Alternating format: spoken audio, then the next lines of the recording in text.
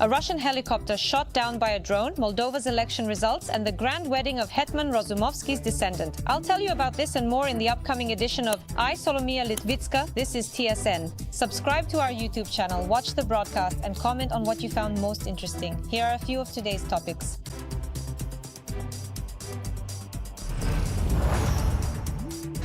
The aftermath of a hellish Sunday.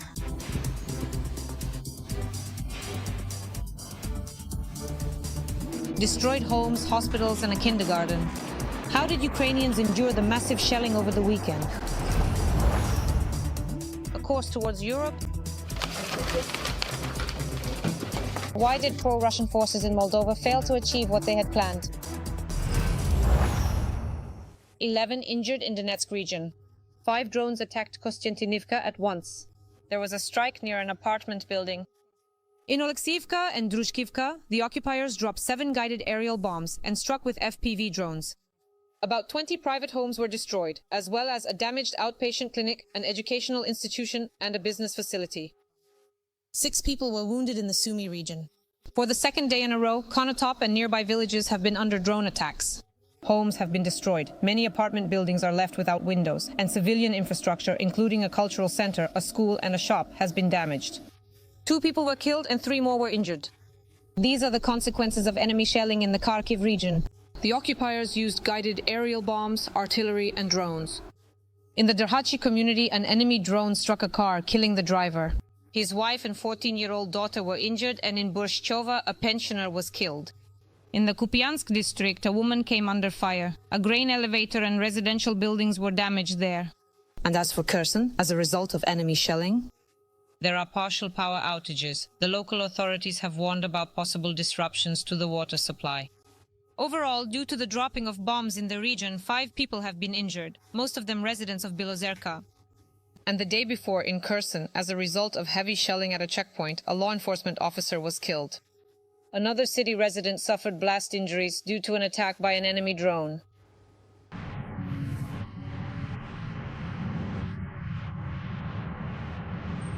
No one expected it, no one was waiting for anything. Although our neighbor from the upper floor saw the shell flying straight towards us, we had highly skilled bomb disposal experts here on the scene. They carefully pulled out the dangerous shell and definitively stated that it was indeed a Grad rocket. All of the numerous windows were completely blown out, and there is now very severe and extensive damage clearly visible on the entire 5th floor. The powerful shell forcefully broke through the structure, and consequently, there is major and significant damage to the ceiling within the apartment itself. Yes, the most important thing is to stay alive. 4 people were killed and another 13 were injured as a result of yesterday's attack on Kyiv. A hospital and residential buildings came under fire from the occupiers' drones and missiles. In the Solomiansky district alone, as many as 27 buildings were damaged. Since yesterday, people have been bringing flowers and toys to one of the apartment buildings after a direct hit by a Shahed drone. A 12-year-old girl died in an apartment there. And in the Kyiv region, an entire street was destroyed by the blast wave. Strikes were also recorded in 4 other districts. In total, 31 people were injured in the region as a result of the attacks. A report by TSN correspondents. Throughout the day, the sound of chainsaws can be heard. Volunteers and utility workers are sawing OSB boards to cover the surviving apartments where the blast wave blew out the windows. We've boarded up the windows in 2 apartment buildings, and in the private sector as well. How many of your people are involved here? In total, there are about 30 to 40 volunteers. Everyone is working together because there's so much to do. No matter how many people there are, it's never enough to keep up. What happened here can be seen in the blackened walls, where life was torn away. And in the destroyed concrete structures, a Russian drone struck the 3rd floor of a 5-story building into the concrete ceiling, which collapsed onto the bed where a child was sleeping. She could not be saved. Oleksandra Polishchuk was 12 years old. A week of mourning has been declared at the school where she was still studying. I saw her through the window the day before yesterday. I was cleaning on the balcony and I saw her with her father. She was very happy. Flowers and stuffed animals are constantly being brought to the building by caring Kyiv residents. Among them are those who didn't know the family, but couldn't turn away from human tragedy. He was my dog's friend. He was at home just as lonely as I was. I thought I'd bring it over and say, "Boy, right?" and I guarded him there. It's very, very hard. Especially when you see the children. It hurts so much inside. At the moment of the strike, her mother was also in the apartment with her daughter. The woman is currently in intensive care. Her condition is serious. She has burns on 28% of her body, as well as an acute stress reaction. I know that psychologists are working now, and this whole situation feels like some kind of cruel déjà vu. This has already happened to us before. We were reporting from this very street almost a year ago, in October 2024, when an enemy Shahed drone crashed into a high-rise building on the 20th floor. That evening, Marka Trojanivska was sitting by the window at her desk. The girl could not be saved. Her parents were in the apartment, but they survived. The apartment still hasn't been rebuilt? This is just in the Solomyansky district of the capital. As a result of massive Russian attacks, more than 400 buildings have been damaged. And almost 100 were lost as a result of the latest shelling. And the buildings have already been taken into work. For this building, they are already starting to carry out instrumental research to determine the type of damage, and additional work will need to be done for demolition and restoration. But not only the capital suffered from the shelling, but also the suburbs. Scattered bricks, rebar, and other remnants of construction debris. This is what the suburbs of the capital look like on the second day after the attack. A place that the Russians attacked the day before. In the morning, the blast wave practically destroyed an entire street here, and the epicenter of the strike was these residential buildings, where people were sleeping at the time.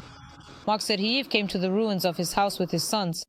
His home is completely destroyed, and the footage of his family escaping from the building has spread across the internet. This is my house. My children are there, and by the grace of God, we are all alive. I open my eyes, there's dust. My wife is next to me screaming. She's covered in glass. And you know what was hard to realize? That my children were above me. I mean, if the ceiling fell on me, the drywall, and my children, and immediately, you know, there was this, I don't know, this feeling of death, like some kind of spirit of death. I shout to my youngest, but he doesn't say anything. I was like, God, what's up there above? And then when I finally heard them shouting, we're alive! That's when I thought, I'll start filming. This isn't the first time the Russians have taken this family's home. Now, the Mark family is living with friends, and their house will most likely be demolished. These are the preliminary conclusions made by the specialists. However, Mark says the most important thing is that everyone is alive and well. I survived the occupation in Melitopol. There too, the FSB took us, the house, everything. And it's a bit similar, as if we've gone back to 2022. Today I said to my wife, do you have the same thoughts? We were in Dnipro then. When we left the occupation, we woke up in Dnipro and we were like, oh, it's the same, but we're alive. That's the most important thing. They're sweeping up, taking away the remains of construction debris or collecting whatever things survived. Now, in every ruined home here, work is in full swing. I asked some friends to help a bit. We just need to dig out a few things. But for now, we're leaving everything as it is, so that the Commission and the services can come and see it. We've tried to leave everything that happened as it was, except for a few things. There's a child's playpen in the house, along with some of our things. The Russian attack completely destroyed 3 private houses and seriously damaged another 14. And 6 apartment buildings across the road from the epicenter of the strike were left without windows and balconies. There was a lot of glass, just a huge shockwave, and in this room there are 2 windows, so if anyone had been here they wouldn't have survived, because there's glass everywhere. Yesterday we took out about 10 bags of small glass shards, and there's still more cleaning to do. I was lucky. I happened to be away and didn't spend the night here. If I had spent the night here, I wouldn't be here now. We had a studio here. We'll be restoring it and installing new windows. We have to replace all the furniture completely because everything is cut up, broken, and damaged. We can't work with this furniture anymore. We're doing our best, we're not losing heart, and we will definitely restore everything, as they say, to spite our enemy. We will keep working, we will keep trying. Right now, utility workers are on site, trying to restore electricity to the destroyed homes. In total, more than 1,000 windows and door frames have been blown out in houses and apartment buildings here near the epicenter of the strike. As we can see, people have practically closed all the windows and balconies now, and all of them are optimistic despite everything, because they are happy that despite the scale of the destruction, there were no casualties. Alina Lisova, Katarina Kondrachuk, TSN 1+1.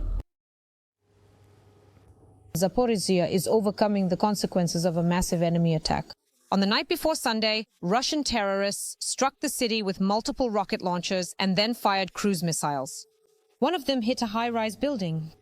49 people were injured. They suffered lacerations, fractures, concussions, and carbon monoxide poisoning. TSN correspondent Daria Nazarova visited the sites of the strikes. She will now tell you more about everything in detail.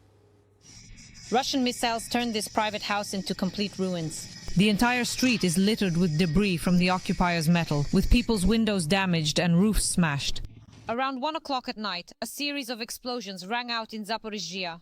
The Russians struck the Borodinsky neighborhood with Smerch rockets, damaging a local gas station and the private sector. The glass shattered into countless sharp pieces. It's all a terrifying nightmare.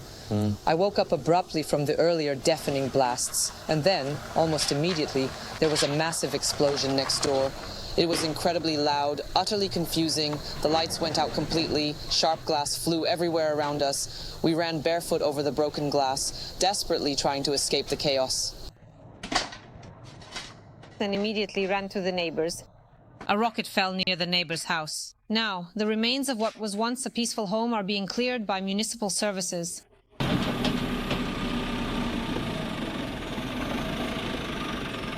There are 2 cars under the rubble. The injured son of the owner of the destroyed house was hospitalized. The son, their eldest, was hurt a bit and sent to the hospital because of shrapnel wounds. But everyone else is alive, so they probably went to stay with relatives. And at dawn, the Russians also launched cruise missiles at the city. The Shevchenkivsky district of the city suffered the most. Around 5 in the morning, a Russian caliber missile struck directly into an apartment building. A fire broke out here. From the 1st to the 6th floor, the apartments were completely burned out. People were escaping, burning their feet as they made their way through the smoke. There's no apartment left, no windows, no doors, no walls. Even the tiles in the bathroom flew off. Basically, to put it bluntly, only the bare walls of the apartment remain. Miss Tetiana shows what's left of her home. She says her son reacted in time. That's what saved the family from the shrapnel. I was getting ready for work when we heard a whistling sound. I don't even know, my son heard it more clearly. And we rushed out here into the corridor. And then it all happened. It's not just me, this happens to people all the time. A resilience point was set up on site. At the same time, they're compiling lists of damaged property here. Katerina and Tetiana also recorded the damage in their apartment. The girls say they've lost count of the sleepless nights because of Russian shelling and explosions. There had been strikes on neighboring buildings before, but this night turned out to be one of the scariest. But they were more afraid not for themselves, but for their beloved pet. She was sleeping on the windowsill and the window was blown out. I ran to the kitchen shouting, "Luna, Luna!" And the window was open. I thought she had fallen out. But she had run into the room. She was really stressed. We couldn't get her out of there. We're giving her calming medication now, so she doesn't seem to be scared anymore. More than 150 residents of Zaporizhzhia have sought help from official services. 4 residents were left out in the open. They were accommodated in city shelters. In addition to the houses, Russian missiles also damaged the production facilities of one of the enterprises. Daria Nazarova, Andriy Kupovka, Zaporizhzhia, TSN 1+1. A Ukrainian FPV drone neutralized a Russian helicopter. In the area of the village of Kotlярivka in Donetsk region, operators of unmanned systems from the typical predators in the air unit destroyed a Mi-8 transport and combat helicopter using an FPV drone. The Mi-8 is a Russian multi-purpose helicopter used for transporting personnel and cargo, conducting medical evacuations, and also as an aviation support platform for ground units. And the cost of one such helicopter is at least $6 million. Some Russian units have found themselves encircled in the Dobropillia direction, according to Commander-in-Chief Oleksandr Syrskyi. As a result of the counteroffensive operation, more than 3,000 occupiers and nearly 1,000 pieces of equipment were eliminated. In total, during the Ukrainian counteroffensive, 175 square kilometers of territory were liberated, and nearly 200 kilometers have been cleared of sabotage groups, Syrskyi noted. Kupiansk is also continuing to be cleared of saboteurs. In the Kharkiv region, the city remains under the control of the armed forces of Ukraine, the General Staff assures, and active counter-sabotage measures are currently underway. In the north of Kupiansk, Ukrainian defenders are searching for and driving out Russian occupiers who infiltrate the residential area in small groups and try to establish themselves and build up strike forces. Entry into the city for civilians is restricted to ensure the effective conduct of military operations against saboteurs. And the Russians are using a similar tactic to try to capture Yampil, which is southeast of Lyman in the Donetsk region. However, our defenders responded quickly to the enemy's plan and repelled 5 attacks in this direction over the past day. The Pokrovsk and Novopavlivka sectors of the front remain the most active. Half of the clashes are taking place in this sector. In total, 136 Russian attacks were recorded over the past day. US President Donald Trump is considering the possibility of deploying long-range Tomahawk missiles in Ukraine and will make the best decision on this matter. This was confirmed on air by US Vice President Jay Divens on Fox News. He also explained the change in Trump's attitude. Last week, Trump criticized Russia, said its economy is going to hell, and even suggested that Ukraine is capable of reclaiming all its territories. Jay Divens says the president's words are based on reality. Russia is not winning the war, even though it is making incredible efforts, suffering heavy human losses, and exhausting its economy.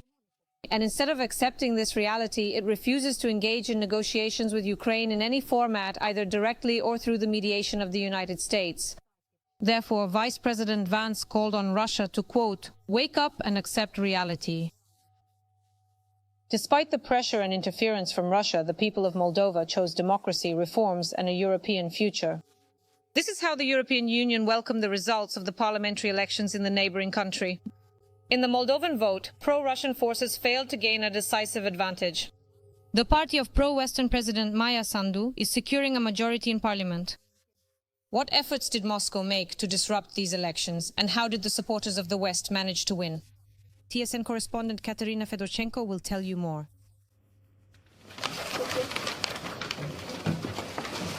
Disinformation, preparations for unrest, and voter bribery. The parliamentary elections in Moldova took place under extremely tense conditions. This was particularly due to Moscow's intensified attempts to halt Chisinau's European path. There is already enough evidence that Russia is carrying out and will continue to carry out significant interference, and we will see how this will affect the results. One of the methods used by the Russians, already familiar to Ukrainians, is the influence of the church connected to Moscow, so that it would persuade parishioners to vote for pro-Russian forces. The Moldovan authorities have spoken about this. Russia recruits and trains priests during so-called comprehensive pilgrimages in order to turn religion into a weapon. After the training, the priests come to Moldova and use their influence to sow distrust, undermine public confidence, and create and fuel suspicion. Reuters has identified several politicians from Putin's United Russia party who accompanied Moldovan priests on trips to the aggressor country. Journalists have calculated that nearly 90 new Telegram channels and accounts of Moldovan Orthodox parishes have been created in the past year. Most of them published videos almost daily, with identical content, urging believers to oppose the pro-Western decisions of the government. And thousands of believers read this. Fortunately, Moscow's tricks didn't really help it much. Voter turnout in the pro-Russian regions was relatively low. In particular, this was also due to the fact that the authorities relocated 5 polling stations intended for voters from Transnistria. They did this to reduce security risks, in particular to prevent possible false bomb threats and other provocations. As a result, the party of pro-Western President Maia Sandu is gaining a majority in parliament.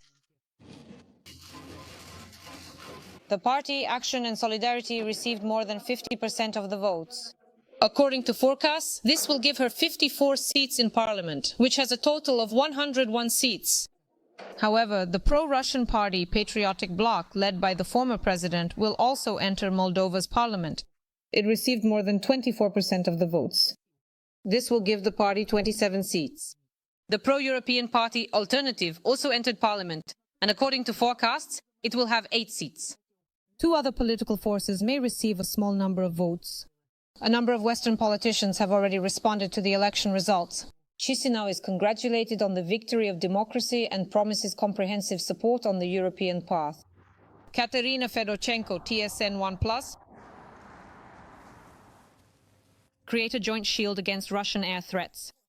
Ukraine offers Poland and partners to jointly resist the air invader.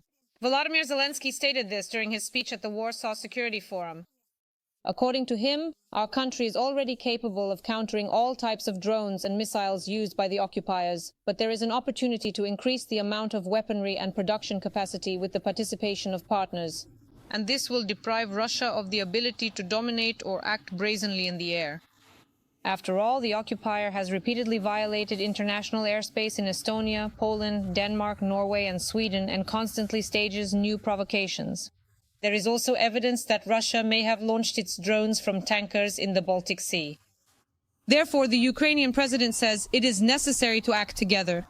Impose sanctions, use Russian assets for defense and reconstruction, and jointly implement the protection of the continent. All of this is definitely a risk. All of this is a violation of space, a violation of borders, a violation of international law. This must be addressed not from the perspective of which country is under attack, but from the perspective that Europe is facing theoretical aggressive actions from Russia. And that is why everyone must be protected.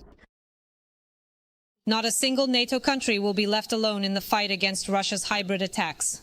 This was stated by Germany's top diplomat during a meeting of the Weimar Triangle countries. Ukraine's chief diplomat is also participating in the negotiations, which are focused in particular on security. Andriy Sybiha was invited to join the meeting by his Polish counterpart. The head of Ukraine's Ministry of Foreign Affairs informed the allies about the situation on the battlefield and the urgent needs of our country. According to Andriy Sybiha, the meetings also discussed a joint response to the recent escalation and provocations from Russia. In particular, a series of recent hybrid attacks against Western countries. Kyiv emphasizes that it is necessary to increase pressure on Moscow through coordinated sanctions, the full use of frozen Russian assets, and support for Ukraine's defense. The head of the German Foreign Ministry agreed with this view, expressing hope for the introduction of strong sanctions. We agreed that strengthening sanctions is a key factor in limiting Russia's military potential, at least until Russia withdraws its troops from Ukrainian territory. Any existing gaps in the sanction system must be eliminated. And I hope that the next package of sanctions will be implemented quickly. In Hungary, a number of Ukrainian publications have been banned, including TSN.UA. This was reported by the Minister of the Prime Minister's Office, Hungary's Syrskyi Gulyás. This was explained as a response to Ukraine blocking 2 Hungarian pro-Russian resources.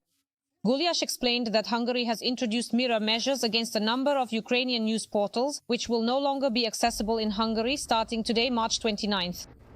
In addition to TSN.UA, the blocked sites include Ukrainska Pravda, Hromadske, Left Bank, and others.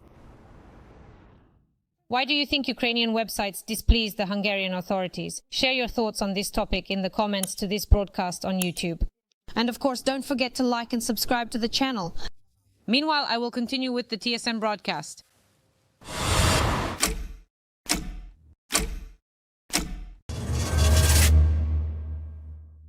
Devastating attacks worth $100 billion. That is the amount of damage Ukraine has inflicted on Russia with its strikes on oil infrastructure? This is reported by the British publication The Sun. According to its source, Ukrainian forces are striking at the heart of Putin's economy. Due to the attacks, there are fuel shortages in the aggressor country and in the territories it occupies. In particular, starting today, restrictions have been imposed in Sevastopol on the sale of the most popular types of gasoline. Each customer can fill up a maximum of 30 liters.